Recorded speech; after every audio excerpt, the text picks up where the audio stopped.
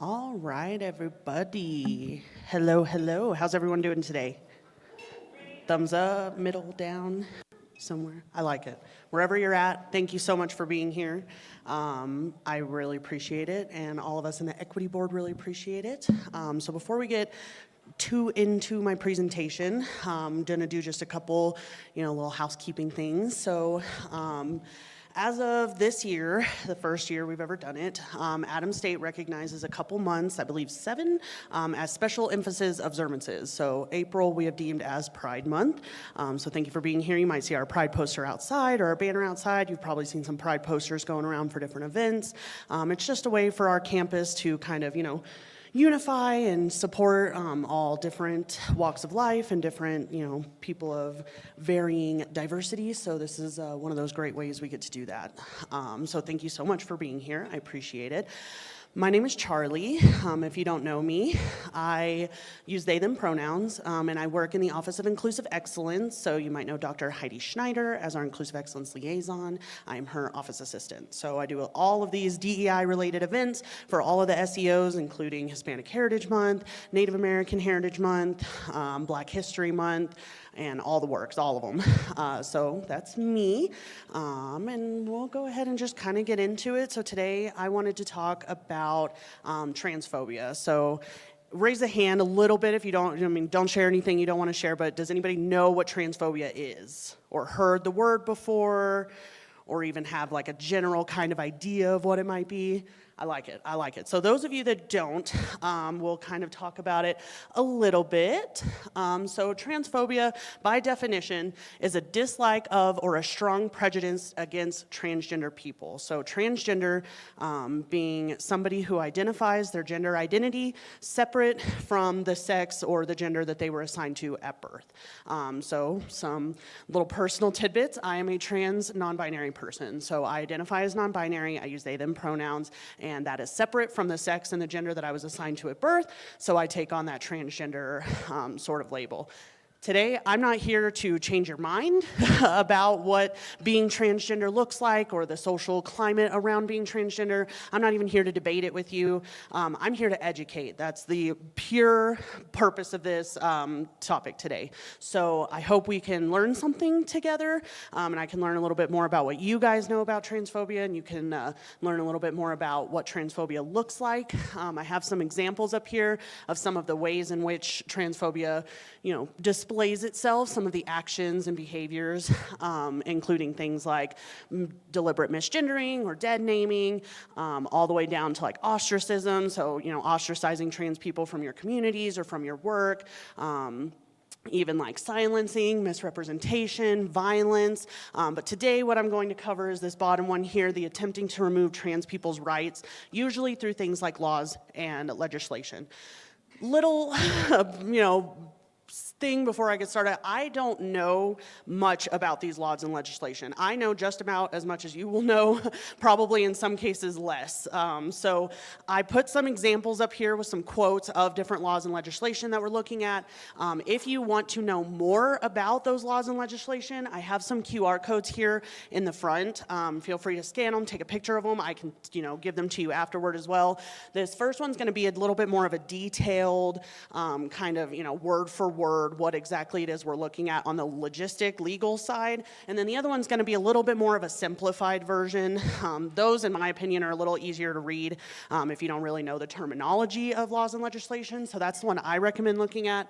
That other one's going to be the anti-trans tracker. It's like anti-trans tracker.org or something like that. You feel free to scan it, take a picture. And then the other one is obviously that more detailed, description, and it'll have more of like the exact quotes, where exactly things come from, and more of the language. So depending on what you're interested in, definitely look at those guys. Those cover everything anti-trans laws and legislation. I'm not going to cover everything. So if you are like, well, how else does transphobia, anti-laws and legislation affect me? Those would be great places to check out.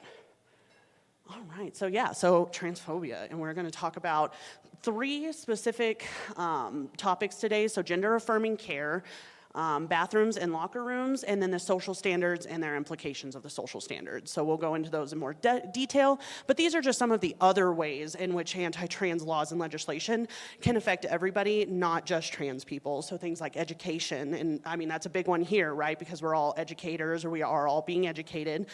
So things like education, sports, employment, legal documentation, those kinds of things. And they go more into detail on those other websites on more of these other examples. So if you're like, how exactly do we see support anti-trans laws and legislation? That would be a great place to go check out, or those websites.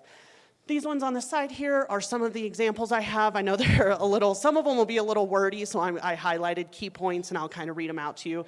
So this first one is out of Missouri, I believe, if anyone knows MO differently, Missouri. Okay, and then the other one, NH, New Hampshire, right? Am I right? Okay, sweet. So for the first one, it says felony charges for contributing to social transition. So this one specifically is for a person who helps somebody basically contribute to their social transition. So think teachers, many of you are in here that are teachers, faculty, staff, parents, medical providers, just about anybody outside of that person's personal transition, using things like their preferred name, their preferred pronouns, or even just like anything, giving them resources, even just any kind of help to that child about their social transition, can be felony charges. That's a huge thing. Like, we don't take felony charges very lightly. So to hear that even like your school counselor, like our counseling center up here, if they were to give somebody resources, obviously this is in Missouri, so imagine we're in Missouri. If they were to give a student some kind of counseling or any kind of like support resources for their social transition, they would be deemed a felon. And that's just not cool for a multitude of reasons. I mean, we should be supporting everybody in whatever they want to do, but regardless of your opinions about that, you should not be facing felony charges just for supporting what somebody wants, especially children, because that's all we're here for, right? Is to help these children and, get them through life, basically. So personally, I'd be like, whoa, I don't want to get a felony charge just for helping somebody with their social transition. And then the second one too is that students cannot choose their names and pronouns. So basically, that an employee or contractor, this includes anything, because of the language of these is usually so broad and not very, you can't, like, they kind of apply to everybody. You can't say, oh, I fit this or I don't fit this, because of the language being so like broad and generalized. So any employee or contractor shall not use a name for a student that does not match the name listed on their birth certificate. And that's just wrong. There are so many people I know, not even just trans people, that use preferred names and preferred pronouns. So for somebody to get like basically in trouble for that, that's just not cool. So we'll talk more about these three in particular, but I like to show a little bit of different ways in which, transphobia will affect everybody.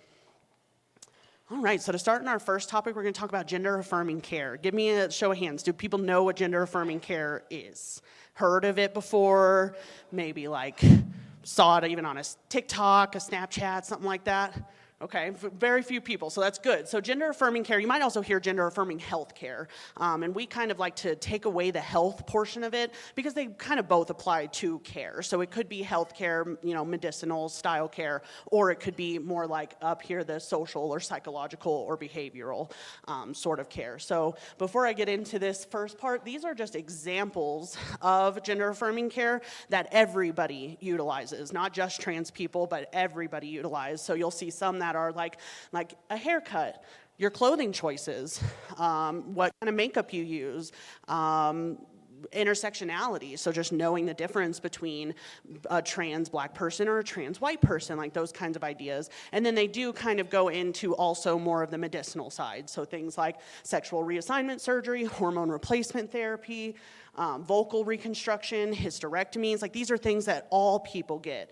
But when we're talking about the laws and legislation, some of these things start to get a little a little wishy-washy. So I think many people, like a woman who gets a hysterectomy, that woman can be a non-trans woman, a cisgender woman, and get a hysterectomy, but because of some of these laws and legislations, that can be illegal for that woman to obtain that kind of care, or it could be really challenging for that woman to achieve that kind of care. So it's not just trans people that some of these things are affecting. So the example I gave here is called, KS is Kansas, right? Yeah, y'all are gonna help me so good. Enacting the Forbidding Abuse Child Transitions Act. So it basically says that they prohibit healthcare providers from treating children whose gender identity is inconsistent with the child's sex, which can lead to authorizing a civil case of action against the healthcare provider, requiring. Yeah, so basically like these healthcare providers that provide gender-affirming healthcare, which as we see is kind of a large, broad topic that is not always like a trans person getting hormone replacement therapy. These are all versions of gender-affirming healthcare, could get in a lot of trouble. They could lose their licensure, they can not be doctors or providers anymore, and I just think that's not very fair, not only just for trans people who are trying to get those kinds of care, but for all people who are trying to get this kinds of care. Like I know a lot of people who have to do hormone replacement therapy when they get into their, older age, or people who have to do hormone replacement therapy when they're young and trying to do sports. But they would then qualify this as gender-affirming healthcare and would fall under this umbrella. So it's just thinking a little bit broadly, and maybe it doesn't apply to you. Maybe you're not like, well, I need to go get a hysterectomy, or I need to go get, hormone replacement therapy. Not all of us do, even trans people, not all of us do. But it does affect you. So at some point in your life, you might be considering some of these things, and it will affect you. Even like things, oh, I thought I had it on here. Oh yeah, like a breast reduction or an augmentation. Like if you have breast cancer and need to get your breast removed, or you've got like even just somebody with big boobs and you want to get them removed, like those kinds of things are considered gender-affirming healthcare and affect everybody. I wish it didn't. I wish these kinds of laws, at least if they were going to make them, used language that was specific to trans people, but that's just not the case. We are seeing these kinds of laws and legislation becoming a problem for many cisgender people. Yeah, I know even for me, just like getting a haircut, like if you prefer your hair short, if you're a woman, or prefer your hair long when you're a man, somebody could see that, assume you're a transgender person, and then these laws are now affecting you. So for the next one, we'll talk about bathrooms and locker rooms. So this one is my favorite conversation because it seems to stir a lot of pots. So what I'm gonna do, I'm gonna show 3 different images of people up here. We're gonna do them one at a time, and I want you as the person, and nobody has to share, nobody has to tell me what they believe, but let's say the non-gender bathroom, so any kind of all-gender bathroom, gender-inclusive bathroom, whatever that might look like, doesn't exist. Okay, we only have binary bathrooms, male and female bathrooms. So looking at these pictures, in your head, don't say it out loud. If you want to, you're free to. Assign these people a bathroom. I know it's gonna be weird, I know it sounds weird, but I want you to assign these people a bathroom. Just in your head, based on how they look, not knowing anything about them, assign these people to a bathroom. Here we have number 1. Okay, easy one, I think. Number 2. I see everybody's like gears turn, and I like it. And number 3.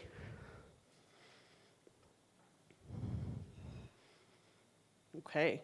I'm gonna put their names up here too so you guys can see that. These are trans influencers, so people who have chosen to put themselves on social media as a trans person, as an out trans person. Of course, I would not choose people who have not, come out, those kinds of things. So definitely check these people out. Wonderful trans influencers talking about the trans experience and some of these other things that I'm talking about. But the whole idea is, it's not that easy, right? There are some situations where you might be like, I don't know, or it feels uncomfortable. You don't want to assign people to a bathroom because that should be their personal decision, right? But when you look at these people, these are all trans people. So for an example, this one right here is a trans man. I know personally, if I saw this man walking into a female bathroom, because technically by some of these laws and legislation, he would be forced into the female bathroom. I know I would be pretty uncomfortable if I were a female and saw somebody that presented this way in the female bathroom because they were forced to be there. Another example here, this is a trans woman. If I saw, or any man, frankly, saw somebody that looked like this in the man's bathroom, you'd be like, whoa, hold the phone. So it's just to prove that it's not always so cut and dry. So when we look at these kinds of laws and legislation, we have to really think about those kinds of things, because that's the big argument, right, with the bathroom laws, is I don't want to see a man in the woman's bathroom, or I don't want to see a woman in the man's bathroom. I don't either. As a trans person, and many trans people, we don't either. Like, frankly, we're just trying to use the bathroom, and you trying to tell us where we need to go is just the last of our problems. So first of all, that's why we should have gender-neutral bathrooms everywhere, so that anybody feels comfortable using any bathroom they want to use. But beside that, it's never so cut and dry that way. So for us to say that it is cut and dry, that we are forcing people to be in certain bathrooms based on their, sexual makeup or what's on their birth certificate, just isn't the safest option.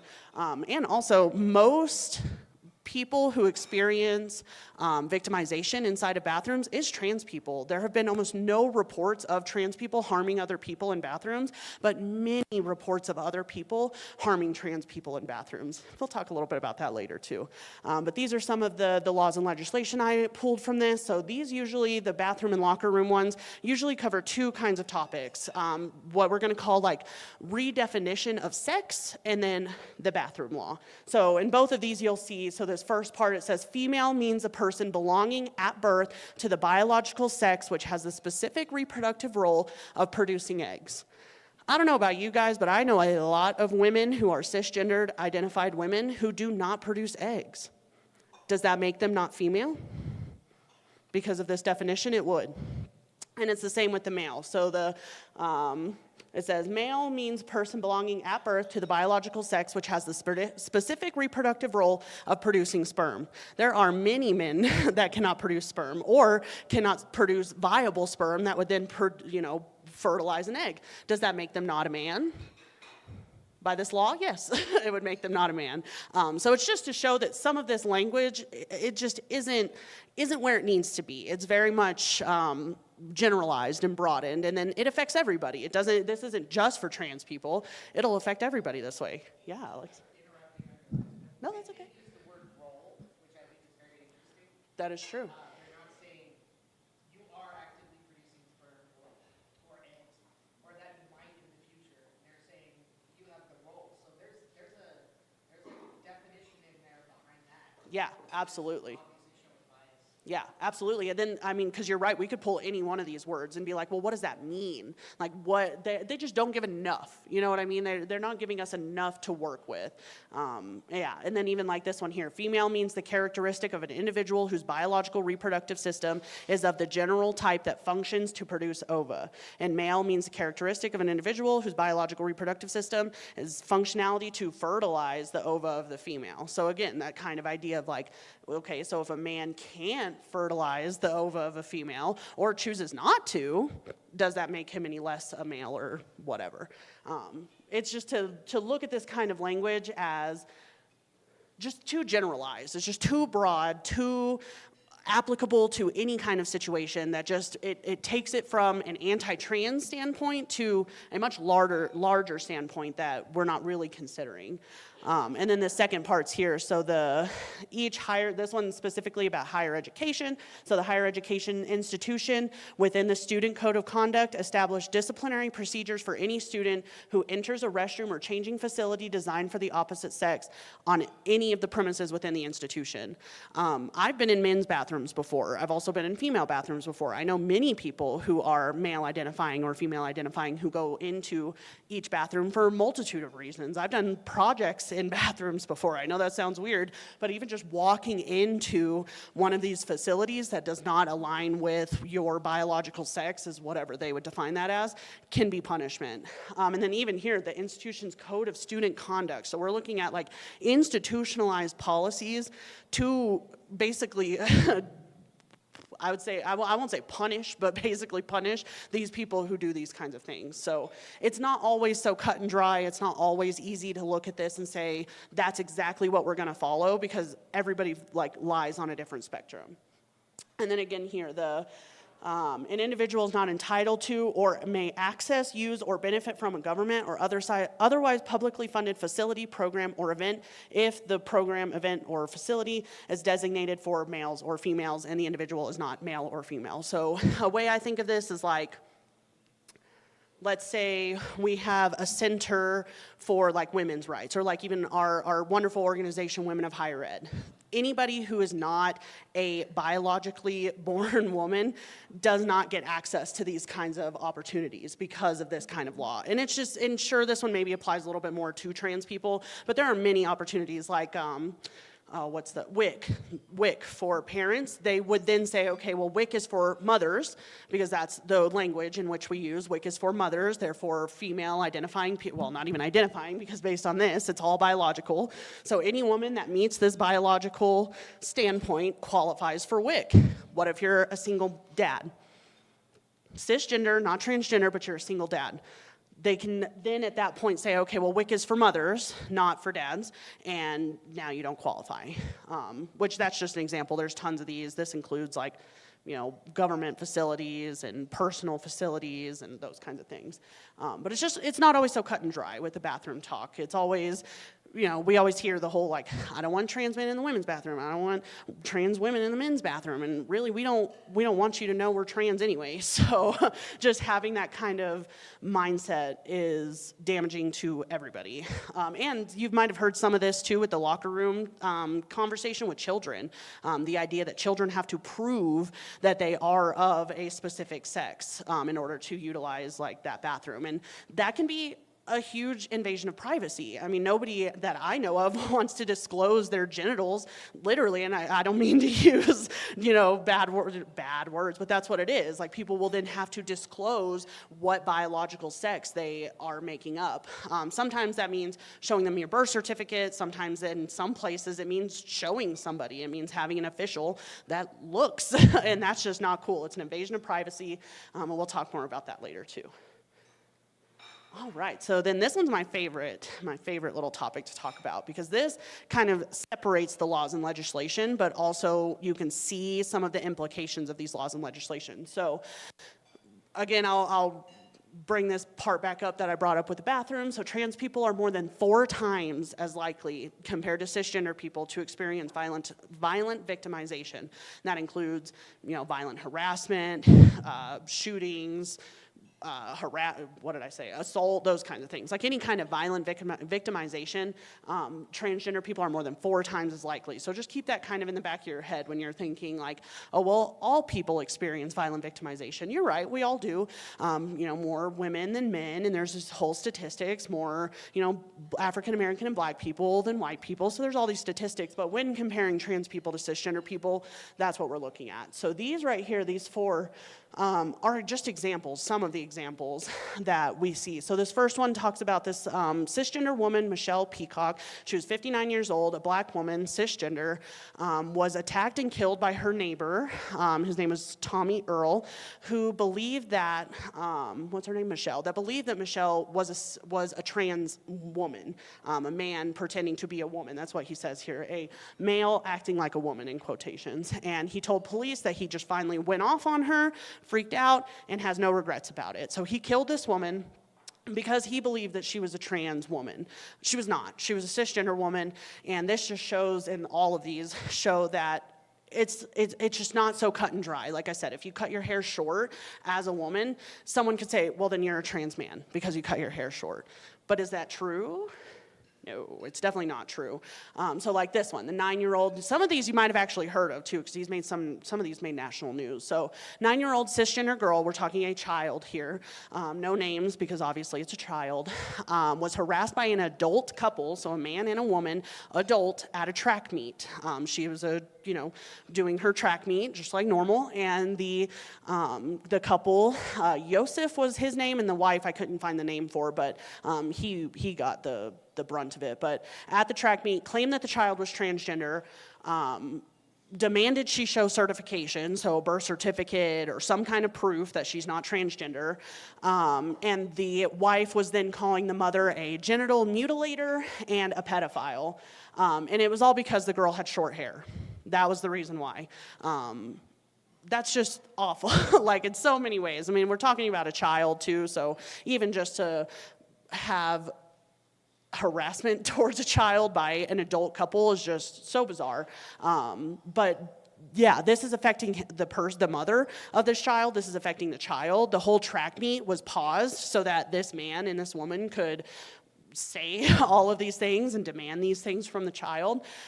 He ended up getting kicked out of the track meet, was not allowed to go to any more track meets, which wonderful. And I read somewhere too that he wasn't even a parent of any of the students at the track meet. So it was just like a personal vendetta this guy had against this one kid for having short hair that he believed was transgender, showed up to this track meet, paused the track meet, harassed the mother, harassed the child, all because she had short hair and believed that she was transgender. Maybe she was running faster than the other kids. Maybe she was a little bulkier than the other kids. Maybe she was a little bit taller than the other kids.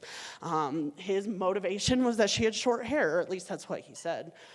So there's some of those ideas that we're not all so cut and dry. Like I might be taller and more masculine, but I'm still a woman if I choose to identify that way. I might be smaller and more, skinny and stout and wear my hair long. That doesn't mean I'm a trans woman, like those kinds of things.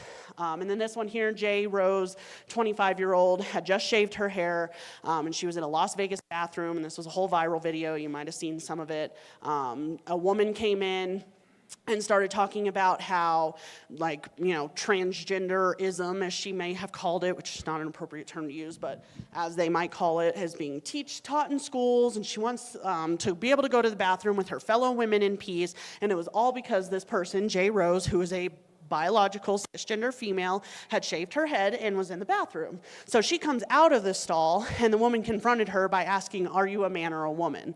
I don't know anybody that would be comfortable being asked that kind of question, especially as a cisgender person, because you're like, well, this is my gender identity. I should not have to be asked that. Even as trans people, I don't want to be asked that, and I have been. So this is not an appropriate question to ask. That's basically saying, what do you have between your legs? Do you have a vagina or do you have a penis between your legs? Because then depending on that, I don't feel comfortable with you in my bathroom or whatever the situation may be. All because she shaved her head.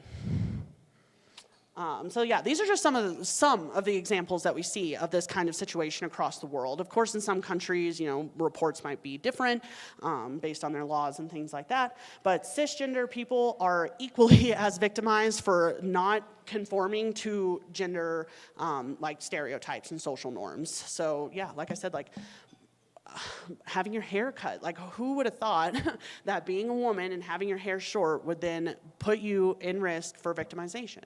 It's just not good. And of course, it's all towards trans people, right? That's why we call it anti-trans laws and legislation, because they believe you're a trans person, and that's what they don't like, is the transgender identity. So they're not, personally trying to attack you for whatever reason. Most of these people did not know each other in advance. The first one, they were neighbors, so sure. But most of these other examples, they didn't know each other. They don't know their name, their gender identity, their pronouns even, their whatever it might be, their sexual orientation. They don't know these things, so they're just making assumptions. Right off the bat. You have short hair, so you must be trans, or you have long hair, you must be a trans woman. And it can be anything. You have small breasts and choose not to, accentuate those. You must be a trans man, or, any number of things. Even people like women who have PCOS maybe, or some other kind of hormonal imbalance that grow facial hair. We've seen that, the bearded women, and a lot of people will be like, well, then they're trans, but that's just not fair to assume, because everybody is on their own spectrum of their gender identity. So I put this little thing here. If we do not stand together, we suffer together, because that's the important part, is if we're not saying no to anti-trans laws and legislation, we are all suffering for that. We are all abiding by gender binary norms that we are supposed to be abiding by, that for so many years we've already begun to kind of deviate from. I always use this example of women that wear pants. How many women in here are wearing pants? Yeah, there are women that wear pants, and that's wonderful, and I love that. But back in the day, that wasn't allowed. Women were only allowed to wear skirts and dresses and those kinds of things, and men were allowed to wear pants and suits and those kinds of things. But nowadays, we do it all. Women can wear a suit if they want to. Men can wear skirts and dresses if they want to. Does that change their gender identity? No, it does not. Should they be victimized because of those things? Absolutely not. Especially, Of course, I'm going to say nobody should, but especially cisgender people, because a lot of the times these laws and regulations aren't even for you. Like, they're for somebody else. They're obviously targeted at somebody else, but you are then being victimized because of it. So it's kind of like, you know, when you're young and your sibling does something wrong and you take the blame for it. We should not be having to take the blame for other people's, you know, beliefs and things that they're doing. So if we do not stand together against anti-trans laws and legislation and even gender stereotypes, like, I mean, wearing pants, you wearing pants is pushing that gender stereotype. And if we don't all do that collectively, then we all suffer together. Even those people who are anti-trans, who do want to enact these anti-trans laws and legislation, they affect those people too. And they might not think about it, but I mean, what's that one guy that wears heels under his shoes? Like, there's just so many examples of situations where people are breaking the binary and I mean, basically, we should all be allowed to. We should all be allowed to break the binary. We should all be able to wear our hair short if we want to, or wear our hair long. We should be able to get a breast reduction if we want to, or a mastectomy if we want, or that's the same thing, a hysterectomy if we want to, or, you know, there's so many different reasons. And yeah, if we don't all stand together, we suffer together. So here are my references, and I kept it kind of short because I want to answer some questions too if anybody has any. I know this can be a kind of hard topic, and sometimes you might be like, is that question appropriate to ask? If you feel like that is the case, to me it's not appropriate. You can come and speak to me privately about it, and I'm free to answer any and all questions you might have about any of these things. Like I said, I don't know the laws and legislation that well. I did my research just as much as any of you would, so I recommend if you're like really interested to do a better deep dive of this, look at this. Oh, I gotta get all the way back there, that's okay.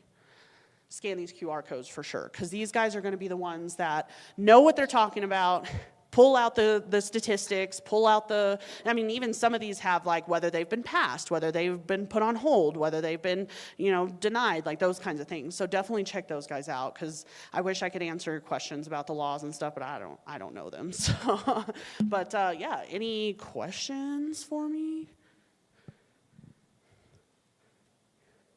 Yes.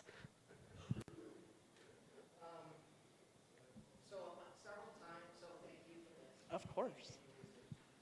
And I feel that I know what the point is of this presentation. So, given that, I can let this go. But I heard several times you mentioned, wouldn't it be nice if the language was more specific against trans people, not against cisgender people? That's whatever. Those aren't your specific words. And then there's been several other examples where it feels like we're elevating the value of cisgender people over trans people by just some of the language used. I know it wasn't intentional, but I feel like in all of us, there's a certain amount of phobia or training that lends it to look like phobia. Sure, For yeah. whatever it is. And so I'm just saying we need to be careful with language that we're not elevating one over another. No, absolutely. And it kind of struck me that way. Okay. So again, I know that's not where it's coming from. Yes. But I've heard it enough times that I just want to say some people may misunderstand. Totally, yeah. So to be very clear, I am a trans person who is personally affected by these laws and legislation. So definitely do not believe in, you know, we should change language. Frankly, I believe we should get rid of all of it altogether. Stand together. Yes. Yes, absolutely, absolutely. And I hope everybody else would also believe that, whether, because usually I use that kind of language so people who are not trans can kind of relate more to it. That's usually kind of where I go. But I hear you totally. Yeah, so to be very clear, I do not do not support that kind of idea. We should all stand together in believing that these things are wrong for everybody, because they are wrong for everybody, especially trans people who are the marginalized community here, who do get affected by them more. And sure, you know, like many of you might be like, well, this doesn't apply to me personally because I am a cisgender woman and I wear my hair long and I wear skirts, and that's great. I love that so much for you, but it does still, at the end of the day, affect everybody. When we think about the gender stereotypes and norms that we are putting out there because of that. Because if we're even trans people, we would say, wear whatever you want to wear. Wear your hair however you want to wear it. Wear whatever you want to wear. Do whatever kind of hormone replacement therapy you want. Get your breast reduction. I don't care. Do whatever y'all want to do. But when it comes down to it, at the end of the day, it does affect all of us. And I think, again, getting rid of it all completely is the actual answer. So, but thank you for that. I appreciate that. Yeah. Any other questions, comments even, ideas? Yeah.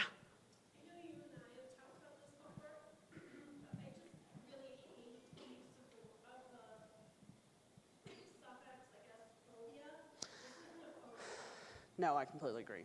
Yeah, and actually I just did a Safe Zone Train the Trainer training. Yeah, yeah, and another word that they use is cis-sexism is another word, or heterosexism, and that's basically the idea that heteronormity and cisgender normity are like the norm. So, and I actually just learned that, but I completely agree, even like homophobia, but they're just, things people know, like if I put heterosexism up here or cis-sexism, people would be like, what is that? So I try to use language that, is everybody at least is aware of, but I completely agree with you. I feel like this is outdated, and we definitely need an ism to be able to describe that a little bit better. Yeah, yeah. I wish I could change the language and the way we use it, and I agree with you. So I just try to go with like what people recognize the most. Yeah. Yeah. Thank you though for that. Any other comments, questions? Yeah.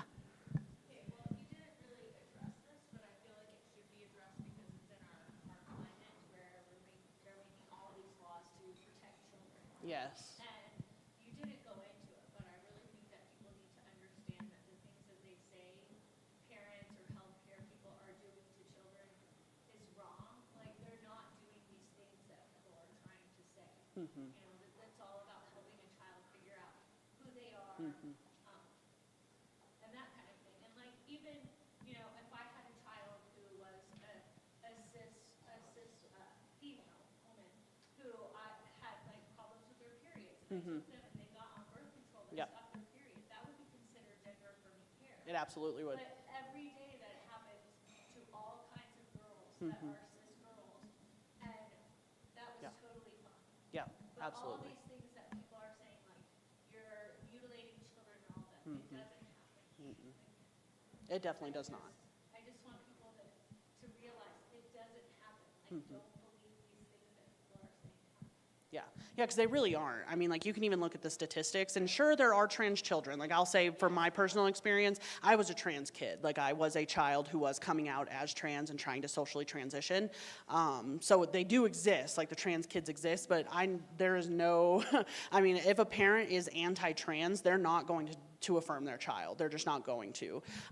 If they are pro-trans, they're going to do whatever is best for their child. They're not going to, and it's usually, there's a lot, most of what people talk about is that genital mutilation point, right? So like we're harming these kids' bodies, but 90% of the time, probably even more than that, it's not kids getting sexual replacement surgery. It's yeah, exactly. That honestly, I should have put that up there.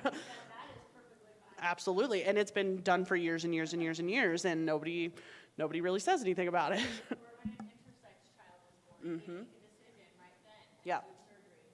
Yeah, and usually based on what the outer genitalia looks like, and that doesn't take into account the inner. And then even things like our hormone balances and our chromosomes and all those kinds of things, they affect what sexual identification we have. And so absolutely, but yeah, most trans kids aren't getting like sexual reassignment surgery. That's usually years and years and years of hormone replacement therapy, regular therapy and counseling, parent counseling. Like there's a lot that goes into that is not considered, but no, definitely that is a very good point to make, because there's no kids actually being like mutilated, and usually if they are, not against their will, that's for sure. So absolutely, I agree with you there. Yeah. Of course. Okay. And I know that this is supposed to be how transphobia affects us all. Yeah. But from my perspective, everything you just said was how transphobia affects you as a cis person. Sure. Yeah. It's kind of just, I've been through a lot. And Totally. it's kind of like, oh,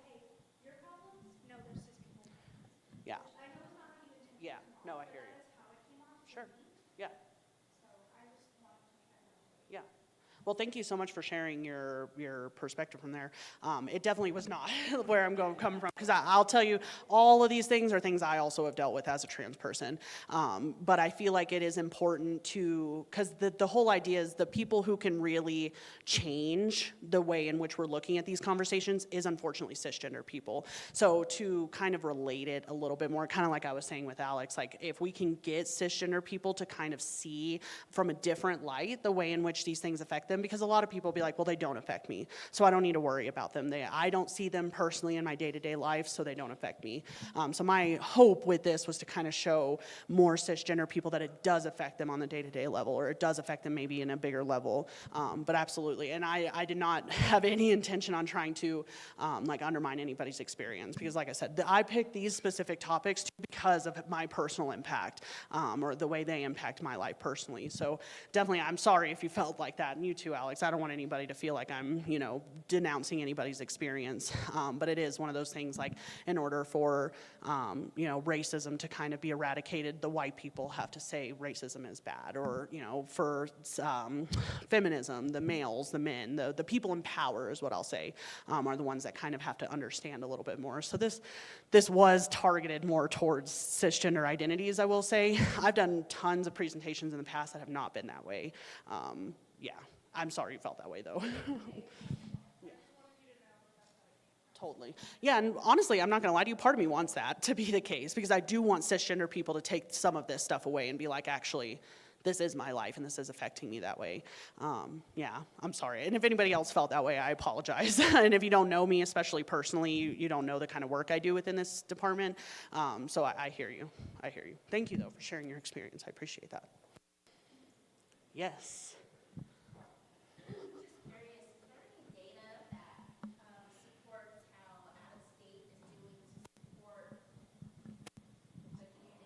Yeah.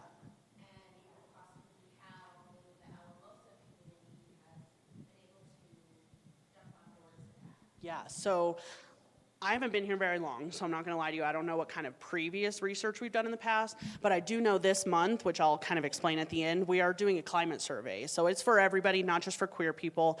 Everybody is free to take the survey, but that climate survey will basically give us a kind of easier definition of what it is like as a trans person or as a queer person on campus.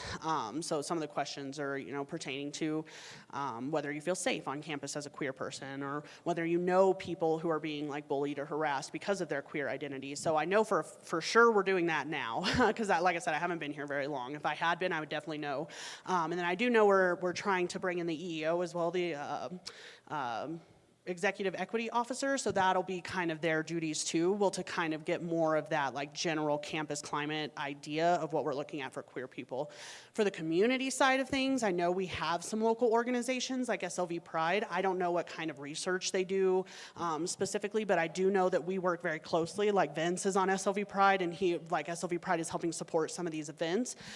So I do know that we're working in collaboration to try and target some of these things, but it's like a tightrope walk in a way. Like, we want to do the research, but we also don't want to cause problems. So we're trying to, play this kind of middle game. I wish I knew more about what kind of research we've done in the past. And if anybody does know what kind of research we've done in the past for queer people, feel free to jump in, because I don't know. I do know one of the feedback we got on the climate survey was including some of those statistics in more of our research. So I hope we can keep moving forward with more research, specifically on the climate for queer people. But whether that happens or not, we'll see. But I wish I could give you more. I mean, even just having there's no trans identification marker on any of the paperwork we do in the beginning of when we're doing our orientation type things. So we don't have a number like we would with Hispanic students or other minority students. We just don't have that kind of statistic. Maybe if I'm here long enough, I'll make it happen. I would love to make it happen. But I wish I could tell you more about that. Thank you for your question, though. I appreciate it. And that's important stuff, knowing the statistics and hearing directly from the students and faculty about what their climate is like here, I think is very important. Yeah. Yes. I guarantee you those states that have those laws against gender-affirming care, any cisgendered male who is low on testosterone will be given the exact same prescription that Absolutely. if it can be given to them. Yeah.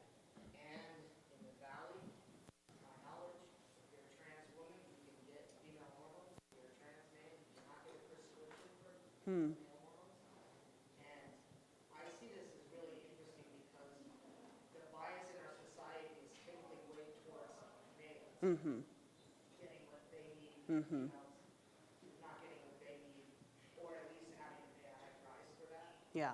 Down to, what's provided for females when they're menstruating in certain facilities. But if men menstruate, they would clearly be in every single stall. Yeah. So like there's those kind of biases that still exist, even ironically, when you cross the barrier to the Yeah. other side. Absolutely. And that's true in this valley, even though there's no laws. Right. The medical facilities will not Yeah. allow prescriptions for a trans man, but they gladly give it for your coworker who's low on testosterone. Right. Yeah. Absolutely. That's always where I kind of go to. Yeah. Yeah, definitely. And it even, that just goes to show that the laws and legislation don't stop anybody. Like, we don't need them for it to still be a problem. The laws and legislation just make it easier to do it. Yeah, absolutely. Absolutely. Thank you for sharing that, too. Yeah. Any other questions? Let me see. Oh, yeah, we're good on time. So I guess no more questions. I'll make sure real quick. Okay, so on some of your tables, you might see a poster. If you don't, feel free to look at some of the other tables. I know there are some posters around. We have a couple more events going on this week for Pride Month. Tomorrow, we have a movie night in Coronado Lobby. Not sure of the movie yet, so I won't tell you, but we're going to play a movie, have some popcorn, some snacks, and some drinks, so come out to that. Thursday night, we are doing a drag show and bingo, so we have a couple drag artists coming in, and a bingo, which we have a ton of awesome prizes for, TV, PlayStation 5, all kinds of really good high ticket items, a 5-hour tattoo session. Let me tell you that's a big one. So definitely come to that, and then we'll have some snacks and stuff there too. That'll be in the Core Center. And then Friday, we're doing a little photo booth and a rainbow out day. So either wear your Pride gear that day or wear your rainbow gear that day. Instead of Grizzly Green Friday, we're going to do Grizzly Queer Pride Friday. So come check out our photo booth, get a little picture taken, and enter yourself for a little giveaway there as well. And then that climate survey, there's a QR code also on there for that. Everybody is free to do it, regardless of your sexual orientation or gender identity. So definitely take those. And yeah, am I missing anything? I think that was about it. Yeah, thank you all so much for coming. I appreciate it.